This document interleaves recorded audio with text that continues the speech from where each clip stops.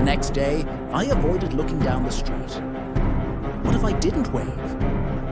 What if I pretended I didn't see him? As I got closer to his driveway, I heard a familiar voice.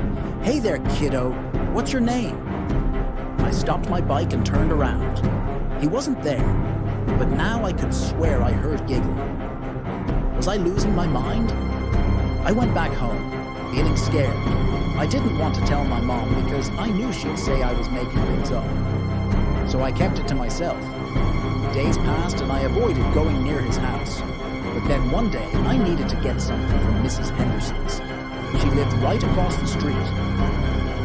I crept past the driveway and almost made it. Then I heard him again. "You can't hide from me forever, kiddo." His voice was a whisper, but it sounded like he was right behind me. I turned around. He was standing in the driveway, smiling at me. This time, something was different. He wasn't waving. And when I stopped to stare, he disappeared. I rode my bike as fast as I could until I reached my mom. I told her everything. She just shook her head and gave me a big hug. "It's okay," she said. "There's nothing to be afraid of." But when I looked back, I saw him again. This time, he was closer, waving at me from the edge of the lawn. "Hi, kiddo.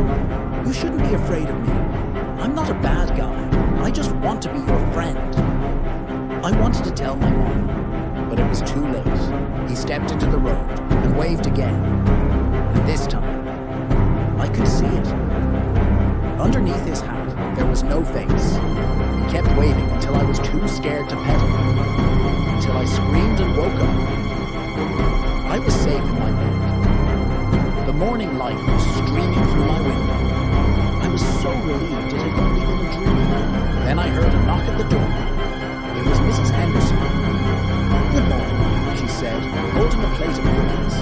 "I saw you looking pale yesterday. Thought you might want these." We chatted for a bit.